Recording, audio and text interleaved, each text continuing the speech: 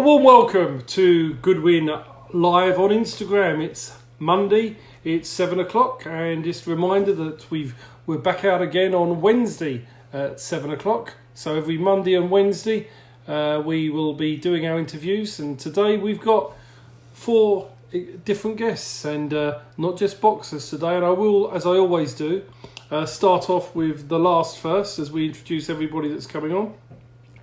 And at 7:30 we're joined by Stuart Scott, a name that many of you may not be familiar with, but he's a big up-and-coming trainer from down in High Wycombe, a man that's got a very, very good stable, and we're going to talk a lot more about his stable as we go through. And before then, we've got a manager-promoter from down Devon way, I think he's in Devon, Stuart Davies, a man that exchanged being a policeman to setting up his own business and getting involved in the mad world of boxing. So we'll find out how and why Stuart done that. Before Stuart, we've got a man that you've seen on Box Nation many, many times, a man that's a student of the sport, one of the best journalists out there, Mr. Steve Lillis. And we start off with a young man who's undefeated in 6 fights. He's a man that has done phenomenally well as a young boxer. He's 6-0 already, and he's looking for his 7th fight. So we're going to try and get hold of Jerome Campbell now. So let's try and track down Jerome. Let's have a look. He's got the nickname or the moniker of Stone. Let's have a chat with Jerome. There we go. Yes, Steve.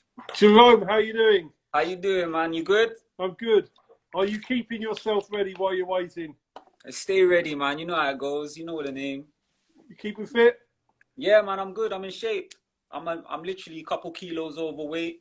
It's easy, man. Nice for me. Yeah. So obviously you're going to be trying to keep in shape, hoping for one of these decent fights that could come up with one of these behind closed doors shows. Yeah. Well, that would be ideal for me, man. That would be the perfect scenario to get a chance at one of these, probably like Matchroom boxers or one of these Frank Warren boxers, you know what I'm saying? Because I really feel like I can expose them people as well. And I believe in myself, I believe in my ability. So for me, it's just another fact. Yeah. So tell us about your training regime. You were with Xavier Miller, weren't you, down at IQ, and you left Xavier. So yeah, we parted ways. Tell us about your training now. So now I'm training with L. Austin, champion maker. And yeah, it's just more old school, but you know, it's thorough.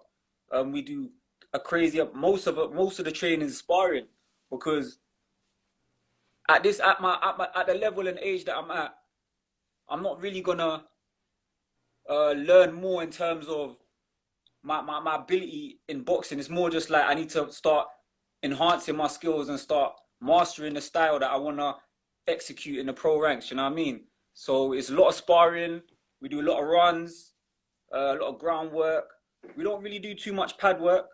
We do a lot of bag work. And yeah, it's just there's nothing complicated to it. Do you know what I'm saying? What I'm good at is what I do.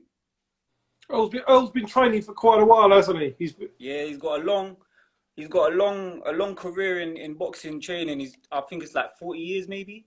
Yeah. It could be a bit less or a bit more, but that's what I think it is. So tell us about your amateur career, because obviously you turned pro quite late, didn't you? So yeah, well, I started boxing quite late. Like, what people don't really understand is I only had 3 amateur seasons, and I managed to fight. I think it was 30 odd fights. So I had 30 odd fights as an amateur. But if I'm completely honest, it may sound a bit cliche, but I'm a completely different boxer to what I was as an amateur. And there's a lot of people that can vouch for that too.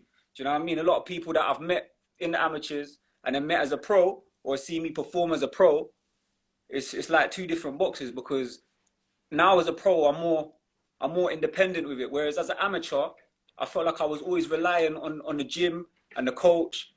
Whereas now I feel like I know enough about boxing. My IQ in terms of boxing is high enough for me to rely on myself. Do you know what I mean?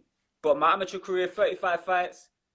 I think I won 20 of them, and I boxed at the last couple fights.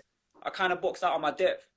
I boxed people with like 100+ fights, only to get the experience, because I knew if I'm gonna go pro, I want to be able to say that I've mixed it with some quality boxers. You know what I mean? But Who were I some of won the the box cup. Who were some of the best boxers you boxed as an amateur?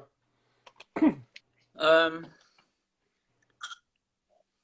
can't even remember names. You know, like some England boys, some GB boys, or they're GB now, I think. I can't even remember names, to be honest. Have you boxed any of the people that are pro now? Yes. Who did I box? So I boxed Mark Butler, who's under your promotion. I boxed him twice. He beat me twice in the amateurs. That'll be a wicked fight in the pros as well. Obviously, you know, I boxed Dennis from IQ as well. He don't want no smoke. You know that as well. Who else have I boxed? I can't really think. That's the kind of people that under the Goodwin banner at the moment that I've boxed, I think, still. Yeah. I mean, obviously, in your weight division, the fight that was going to happen was Liam Dillon against Dennis for the English title, wasn't it? That was a fight that was there, and obviously it got suspended, cancelled. Listen, Steve, if this is what I'm saying, people have to give you credit, because I don't know how the hell you lined up that fight. I don't know how the hell you got a guy with 7 fights with no really caliber about him to fight for English title. I don't know. You're very good at your job, Steve. Thank you. I'll take that as a compliment. Yeah, man, 100%. That's why I'm with you. You know what I'm saying? You know what you're doing. So and it's not disrespect. It's not disrespect. It's just straight facts. Boxing, if you're getting sensitive, you're in the wrong sport. It's business. It's just straight facts and business, man. No, it's true. I mean, listen, I would say we spoke quite a few times, haven't we? And one of the things that I say about you is you really get the business of boxing, because a lot of fighters don't actually get it, but you really do get it. This is one thing, yeah, that I can probably, without sounding egotistic, I know that a lot of boxers right now, my head is screwed on a lot more than some. Do you know what I mean? I really understand just not even boxing, just business in general, how it works. Do you know what I'm saying? Especially as well at my age. Like I'm willing to fight. And I said to you my last fight, I said, anybody in under the Goodwin banner, ask me to fight and I'll fight them.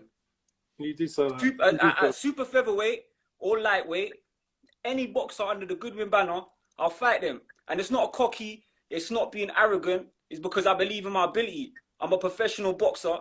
I believe in my ability and I know what I can do. It's not about personal or disrespect. No, it's business. You know what I'm saying? And I even take fights at super lightweight and selected fights at welterweight. No, we don't need to do that. I know you no, but I believe, listen, Steve, no disrespect. I believe there's certain boxers that I can beat at that in them weights. Yeah, no, I'm sure. I mean, sometimes, but again, yeah, I mean, sometimes it's not necessarily about the weight; it's about the talent. And I do understand that talent beats weight at times. I mean, I accept exactly. That. Yeah, no, I accept that. But so, in terms of your dreams and aspirations, where do you honestly feel? What do you feel would be a success in boxing? What level do you think you need to get to say, yeah, I've had a good career? That's the thing about boxing, man, because if I don't make it to where I want to be, it won't be because of me, because I work hard. I put everything into boxing. It will be because of the politics. Now, I could sit out, like, personally, I want to obviously be a world champion. Do you know what I mean? Or compete at that level, which I know if I get opportunity, this is the thing, Steve. If I get opportunity on any platform, I'm gonna grab that with 2 hands, and I'm gonna take that chance. No one needs to babysit me. No one needs to guide me. No one needs to show me what to do, tell me what to say, tell me how to perform. You just put me on a platform and watch me perform. That's how it's gonna be. Aspirations, obviously, world champion. Like, for me to sit here and tell you I don't want to be a world champ, then that just goes against everything the way I carry myself. I said this before on one of my lives. I carry myself like a champion. When I walk in the gym, I act like a champion. I talk like a champion. You get what I'm saying? I'm not rude or disrespectful. But if someone wants to take that road with me, then that's the wrong road, because I will rip people to. If it's a verbal or mind games or tactical games, I'll rip them to shreds. They don't want to try and chat with me, man. Simple, innit? You know what I mean? Simple. I mean, I'll beat people in the mind before I beat them in the ring. Yeah, there won't be no problem about you getting the opportunities. You'll get the opportunities. That's what I'm saying. If this COVID never happened, then this year I would have easily been picking up a belt. 100%. No, That's for just sure. facts. No, That's for just sure. a fact. And it No, wouldn't for be sure. you wouldn't even have to, you wouldn't even have to protect me and give me a belt against, I know, a journeyman with a lot of fights or who's had a decent record. I'll fight a prospect. I'll fight a prospect with a better record than me. I'm confident. Yeah. It's not cocky. It's not arrogant. I'm confident. I believe in my ability, and that's what a lot of boxers they lack. Well, listen, you're gonna get opportunities, and you may get the opportunity. I think there will be opportunities for boxers this year if our boxers, if everybody's fit enough, then and the fights are right, we'll take them. But I think there will be opportunities. If one of these shows, right, these behind closed doors, let's say a fight's pulled out and they need 2 fighters to slot in it. You've got 2 undefeated prospects. There shouldn't be no reason why we shouldn't go and both fighters be up for that fight. I want to hear I need a warm-up fight. We've got, how long are we going to be out of the ring for? Nearly a year. I don't want people saying I want a warm-up fight. I want this and that. Let's go for it, man. Let's fight. Listen, we're not trying to fool the public or the crowd. I don't want people spending money and supporting me when I'm not fighting people that I feel like is the same ability as me. I want to fight me or better. That's it. Well, to be honest, you've got a refreshing attitude, Jerome, and I can't wait to get started with the meaningful fights because respect, Steve. Listen, I'm telling you, man. You stick with me. We'll go places. I'm telling you, Steve. We're going places, man. Good to speak to you, my friend. Thanks a lot for coming on tonight. And you take care. I hope you and the family are safe and everyone's good as well. Thanks to you, my friend. You take care, Steve, man. Take care, Jerome. Take care. See you later. Cheers. And that was Jerome Campbell, a man that understands the sport of boxing. He's undefeated with a lot of talent, and he will fight absolutely anybody. He's ready to go, and let's hope that he gets his opportunity, and he may get it sooner, as I say, than anybody thinks. So from a fighter now to a man that writes some great stuff, a brilliant analyst on Box Nation, Mr. Steve Lillis. So let's try and get hold of Steve.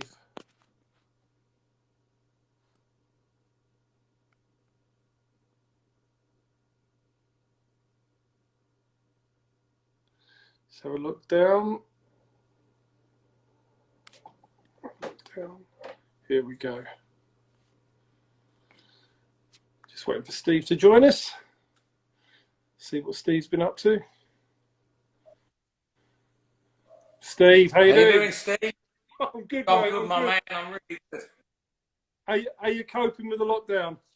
Oh, don't even start. Running up against walls. I don't know what I'm doing. I'm just bored, isn't the word. I've watched every episode of Minder about 20 times over a day. Was that one of your favourite shows then, Minder? Yeah, until Dennis Waterman left and Gary Webster come in, it was shocking then. Not as bad as when Shane Ritchie tried it for a few episodes about 10 years ago, mind you. Yeah, it was a great program. That was Arthur Daly was my hero when I grew up. Yeah, so I mean, again, no boxing, no sport. I mean, it's difficult. I mean, what are you doing? Am I just keeping yourself as busy as you can? I suppose there's not much writing going on either, is there? Nothing. Nothing at all. Papers aren't taking anything from freelancers. They're furloughing their own staff 3 weeks at a time. Some, I think, the Express, Mirror and Star, which is all the same group, I think they're doing that. I understand they are. I'm not doing a lot. I'm going out running about 10 miles every day, and that's it, Steve. I just try to keep some sort of structure. Still get up at 7:30, 8 o'clock in the morning and go from there. Yeah, I mean, now you actually lost a lot of weight a few years ago, didn't you, and started running. How much weight did you shift? Nearly 4 stone. Did you? Bloody hell. Yeah. So what inspired you to do that? I don't know. You know what? I've got a real addictive personality, Steve. I mean, I speak to you, not often, but when we do, I think I'm quite open about stuff. I used to be mad for boozing and all that sort of thing. I'm honest about how bad I was, and I stopped boozing, but I've still got that addictive personality. And then about 6, 7 years ago, I thought I want to run a 10K. So I started going to the gym, and then that's just taken over my life. I've done 7 marathons now, loads of halves, loads of 10Ks, and that's pretty much all I do, apart from go and watch punk rock bands and go and watch Fulham play and go to boxing. That's my life, that's it. Otherwise, I'll sit in the conservatory. If I did anything wrong, anyone wanted to find me, get in the back of my house, they could easily shoot me. I'd be in the conservatory all day. Are you a Fulham fan then, are you? Yeah, home and as I can. Been since 1968. I was first went down there when I was 6. One of my friends used to do the presenting at Fulham, David Hamilton, do you know him? Yeah, well, I've met him once or twice at events. I don't know. The guy that's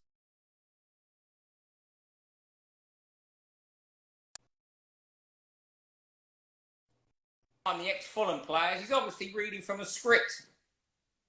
So again? The guy that's in there replaced Diddy David. He has these ex-Fulham players come on. Diddy David would interview him and he'd know everything. This guy is obviously reading from a script. We should have a campaign to get David Hamilton back there, I think. Yeah, I mean, he was Fulham through and through, though. He knew everything about everything, didn't he? He was a director at one point, wasn't he? Yes, and 2010 Champions League final in Hamburg. He was elevated above the crowd on a crane doing the announcing. And that's my great memory of David as a Fulham.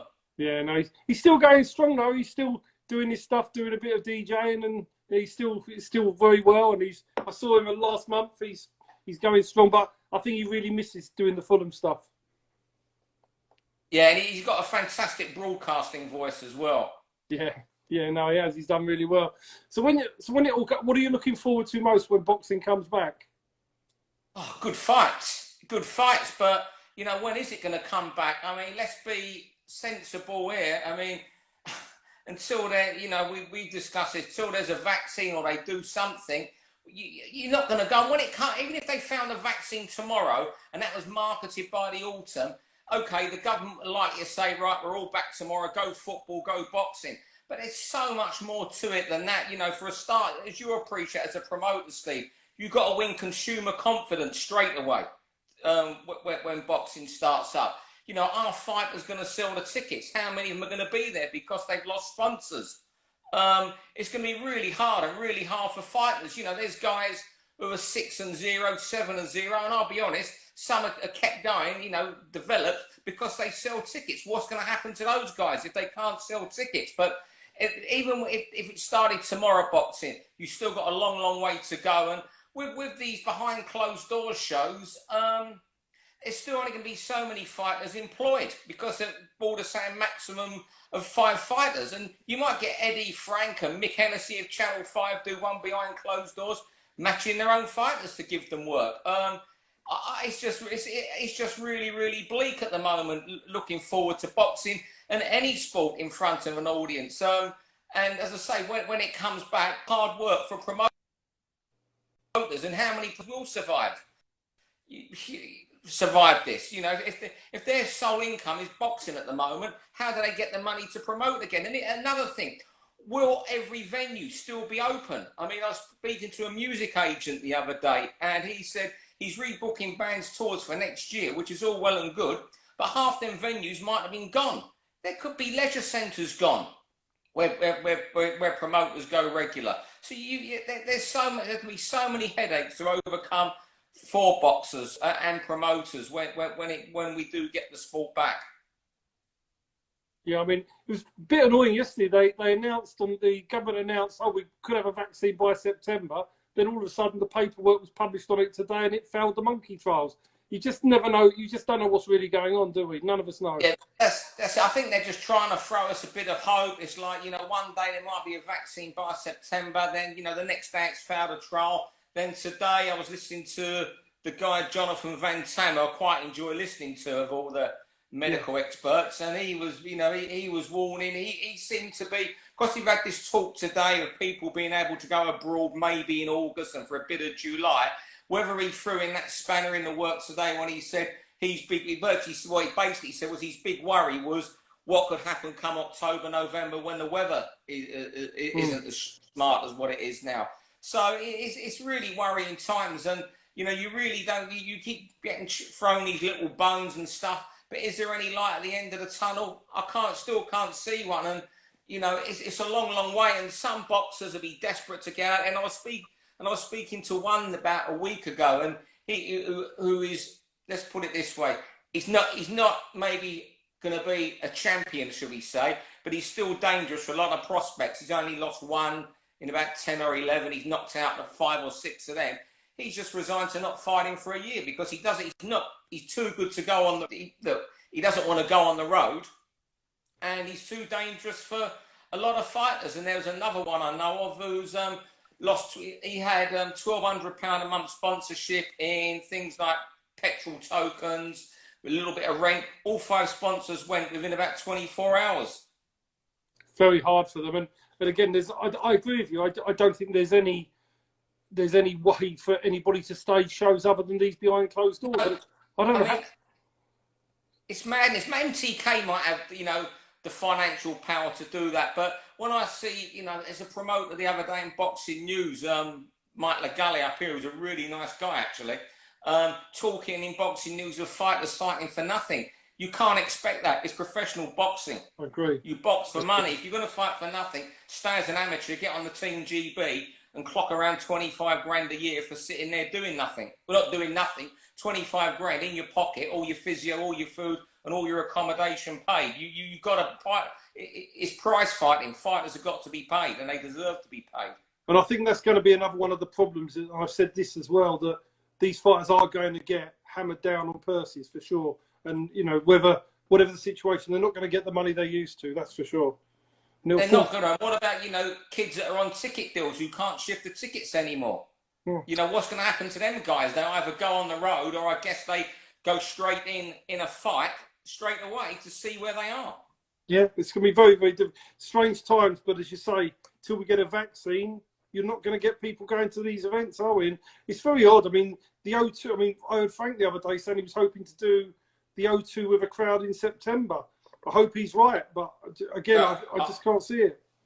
I hope he's right, but but even if he is, it's that consumer confidence again. I mean, I spend a lot of the summer in Spain, and there's talk of being able to go out there again later on in the summer. Would I go there right now? Would I go there? No.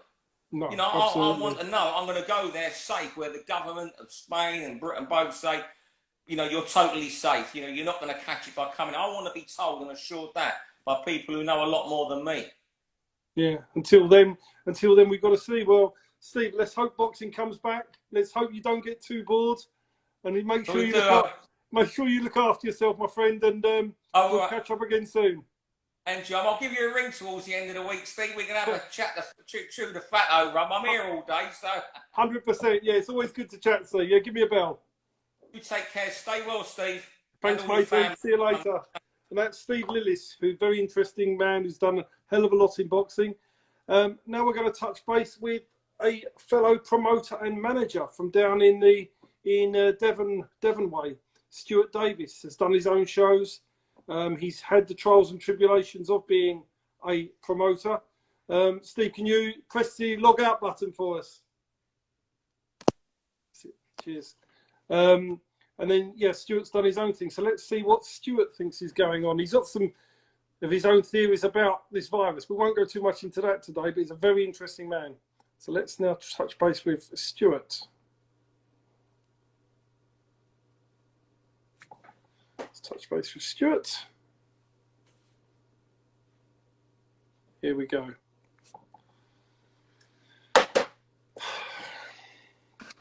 Good evening. How are you, Stu? You well? Yeah, not too bad. Busy day as usual. Keeping myself busy.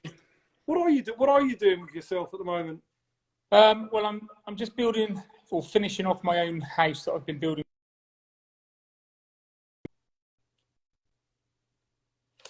I'm not the best DIY person in the world, but I've been doing a fair bit of painting and a bit of tiling and a bit of this and a bit of that. So things are getting sorted. But yeah, building mostly. I've got some properties that I'll be building later on this year. But with this lockdown, it's all a little bit tentative at the moment where we're going to go with it. So it's a little bit difficult. And what's your view of all of what's going on boxing? How do you view boxing in the scope of everything that's going on? Well, obviously, Steve, that I promote. I've been promoting for a long time martial arts and other promotional type setups, which I've taken a bit of a backseat to now. But with the martial arts side, I had a cage event that was running this Saturday, which I've had to cancel, which my son sort of runs for me with my help.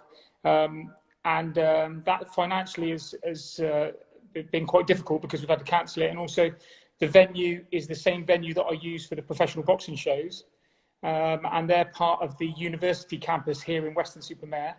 And obviously, that venue is totally closed. So, like many other venues all over the country, I'm not sure when we're going to get access to it. I have tried to contact the manager, which I have had emails from, to try and book some dates later on in the year. But as you were saying in the previous interview, I just don't see anything happening now really till October, November, December is being optimistic. And I think in the new year, small time promoters like myself will be operating again. I don't see it happening this time, over the next 4 or 5 months. I really don't. And how do you feel that will impact on boxers? Do you think boxers will all come back? Do you think we'll lose some from the sport? What do you think of that? I think professional boxing as a profession is very difficult anyway. As we know, a lot of professional boxers do other,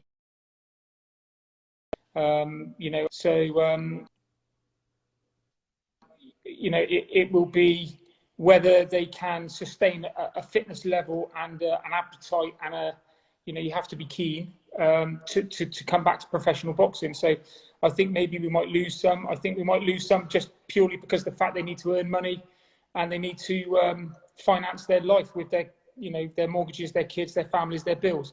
So I think it's a very difficult time for professional boxers that rely solely on that income, which we've already discussed in some of the interview coming along on this live stream. So I know you told me before you formerly a police officer, worked in the police force, and obviously then went into got involved in combat sports. What made you get involved in the combat sport arena? I've always been involved in martial arts since I was 7 years old. So I started judo when I was 7. I started karate when I was 9. I got my black belt when I was 16. I had my own club at 20. I was teaching and training. I had a full-time professional martial art boxing and weights gym for over 20 years, all with the blessing of the chief constable, because I had to have permission to do that. It was a hobby turned into a career, really. My martial art side of things was a hobby, and then I started doing shows back in 2000, which were predominantly kickboxing, K1. And then we had a couple of people that came out of the kickboxing background that did really well. George Katsimpas was one. He was a kickboxing world champion that fought Anthony Small at the York Hall for a Southern Area title. So we had some successes, and the transition into an amateur boxing club, which was part of the setup of my gym, which I had, which has now been taken over since I've progressed onto professional boxing. But to be honest, the professional boxing came about from Jack Bowers and the Bowers boys at Peacock Boxing Gym when George went to London to train. Jack took him under his wing. So that's where the professional boxing came in. I've had a trainer's license since 2004. And then I sort of co-manage, the official manager is Matthew Slater under our Dynamite Boxing, and I'm the promoter. So, it's been a sort of a journey that's sort of blossomed into the sport of professional boxing, which I really enjoy. I've met some amazing people, been involved with a lot of great trainers. The late Enzo Kawasaki had a lot of time for me. I took boys over there, spent time with him personally. Really nice guy. Again, Jack Bowers, God rest his soul, was another well-known sort of figure in the boxing fraternity in London. I still obviously keep in contact with Peacock Boxing Gym when some of the other guys go there training. One of our pros is based in London at the moment, Vladimir Georgiev, which has been on one of your promotions. Yeah. So, it's been very interesting, and it's a completely different world to the martial arts, because as Jerome, is it Jerome, the boxer that was interviewed? Yeah, it's a profession. It's got to be treated as such, and it's business, and that's the way it's got to be. Do you still have a passion? Do you still have a passion for pro boxing after all this time? Yeah, I love it. I mean, I always. The funny thing is, Steve, as a promoter, we always have difficulties promoting these shows, and running up to them, it can be very stressful. You can divert some of that with other people, but what happens is you get fed up with things, but when you have the show and the night and the boxers, and you get to speak to the boxers and see how, watch them fight and their passion for the sport, and you enjoy the fights, you sort of forget about all the negative stuff that's gone on to get to that point, and you're looking to do the next one. And it's a bit of a cycle, really. You try and I suppose you're left with the sweeter part of the bitter pill, if you like. Once the show's, you get into that point to put the show on, it can be a real headache.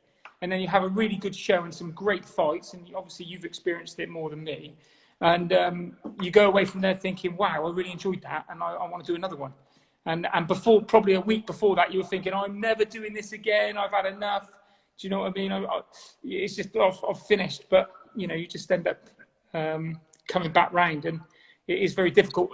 Like I said, I'm quite a minnow in the land of promoting, but I really enjoy it, and I've had some great nights, which has cost me a fair bit of money. But listen, Stuart, I hope you have many more good nights. Thanks a lot for coming on tonight. Really good to speak to you. I'm glad you're well, and you stay safe, and we'll catch up soon, my friend.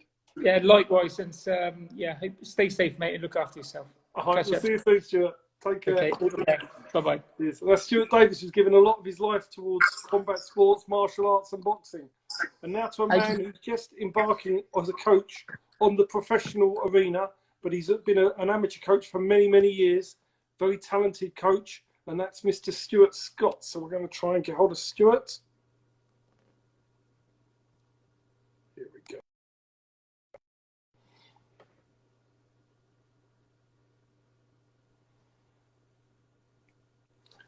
Stuart. Steve. How are you doing? Very well, my friend. Thank you. How are you? Yeah, not bad. What have you been up to?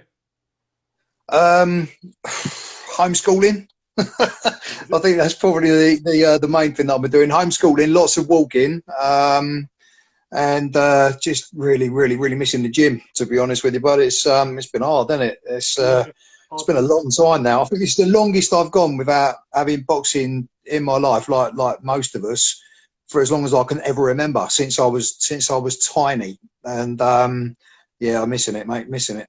You do know that the government have issued a rule now that you can train your pros now. Do you know that? Yeah, I've got Amma coming over tomorrow. Actually, yeah. I've got him coming over. I've devised a little social distance friendly session, if you like. So we're going to work on his feet. We're going to work on his head movement. Just see where his fitness is at, that kind of thing. So I got him coming over tomorrow morning, funny enough, because at the moment they said let's get on it again.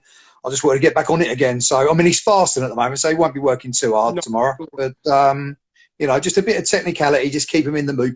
He's a good trainer, Ammo. You know him. He works his bum off. So I don't need to worry too much about his fitness. And so we'll have a nice little. The question is, though, how much has he been eating? That's the question, isn't it? Yeah, down the chicken. Well, the chicken shop ain't open, is it? So if the chicken shop's not open, I think he'd just about be okay. He's probably learned how to cook his own fried chicken in his kitchen right now, though. To be honest with you, I don't think he's done too bad. We've been keeping in touch, and I don't think his weight's that bad. So, do you know what? I'm really impressed with him. His last fight was very impressive, and he's definitely he's going a long way. And again, you're a good trainer. So tell us a bit more. Because obviously, as a professional coach, you're fairly new to it, aren't you? But you've had a long time. I've been to your gym; it's very impressive. Tell us about your successes as an amateur coach.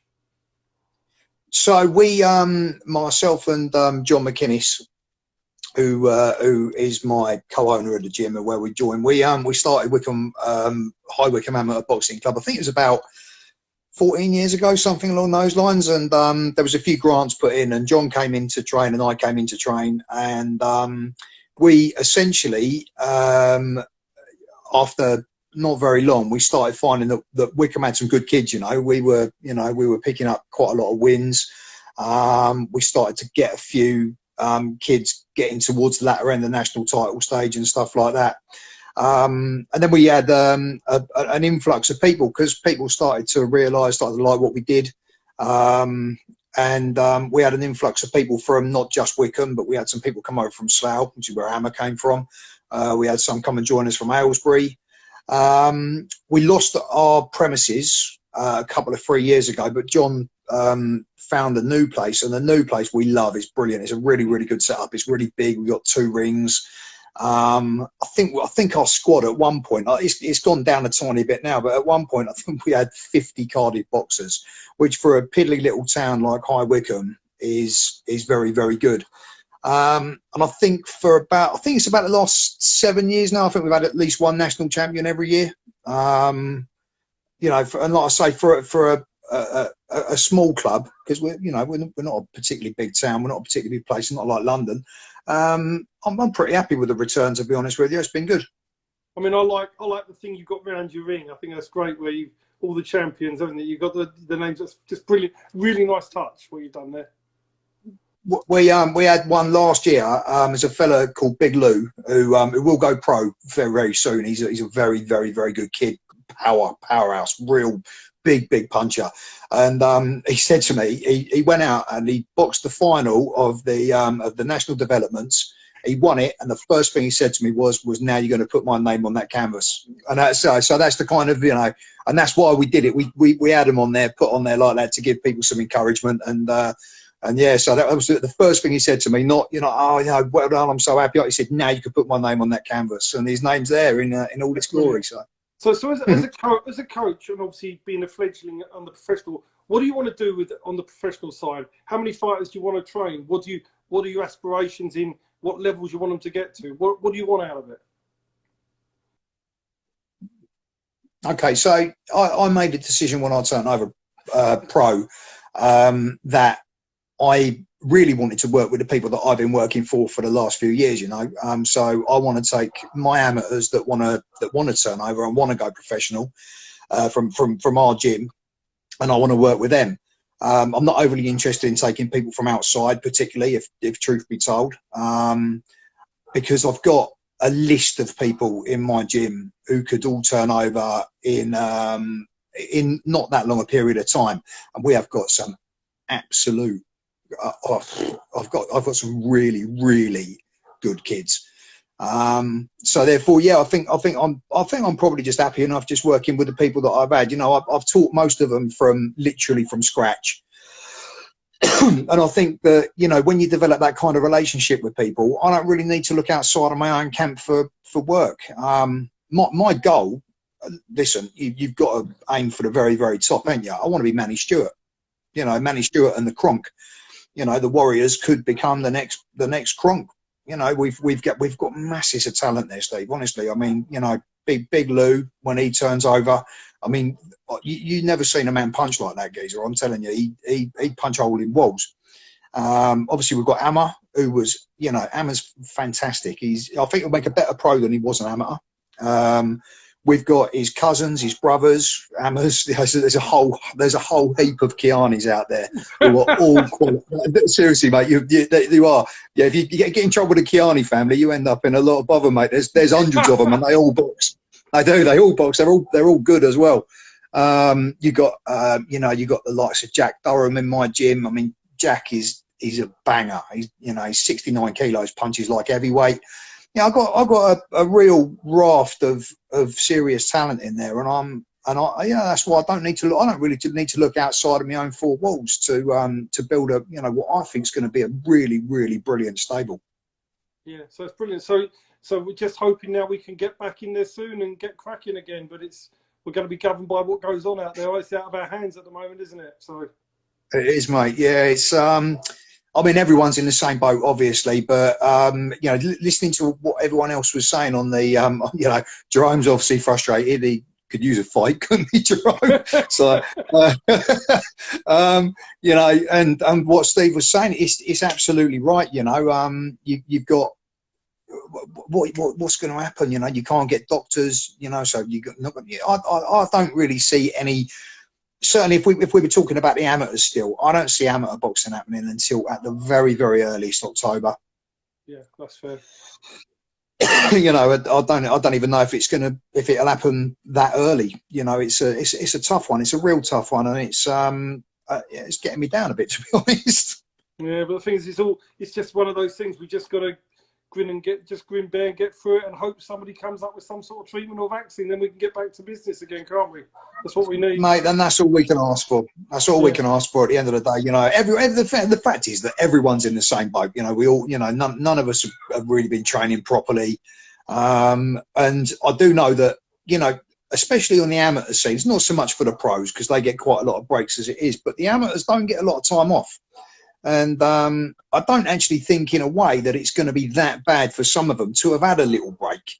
You know, because at the end of the day, when you look at it, it is only about 3 months. It's not, you know, okay, I know we're not going to go back for a while, but I don't think it's the end of the world for them to have had a little bit of time off, a little bit of a break, you know, learn to miss the sport again, you know, make you realise how much you love the sport. And when you come back, you know, really put the yards in and, you know, and have a real good crack at like the elite championships or whatever, you know. So I'm not that upset at the moment. No, brilliant. Well, thanks a lot for joining us, Stu. Very much appreciated. Good to see you still smiling. You're anyway, welcome, my that's friend. for sure. Yeah, absolutely, mate. Absolutely. If you don't smile, it's not worth it. Otherwise, is it? No, good man. Well, listen, take care, look after yourself, and we'll touch base again soon. Very nice, my son. Thank you very much for having me on, Steve. I really appreciate it. Cheers, Stu. Take care, mate. Thank you Cheers, very much. pal. Ta-da, Thanks bud. a lot. Bye. Thanks for all the guests Bye. tonight. Bye. Jerome Campbell, who is calling everybody out, and he's very entertaining. To Steve Lillis, who's a man that knows everything about the sport. Great to speak to Steve. To Stuart Davies to give us an update on what's going on down in Western Supermare. And finally, one of the trainers who's going to make a big name for himself in the future years. Make sure you join us again on Wednesday. We're back at 7 o'clock. 4 more guests, so tune in then. Thanks a lot for watching. Bye for now.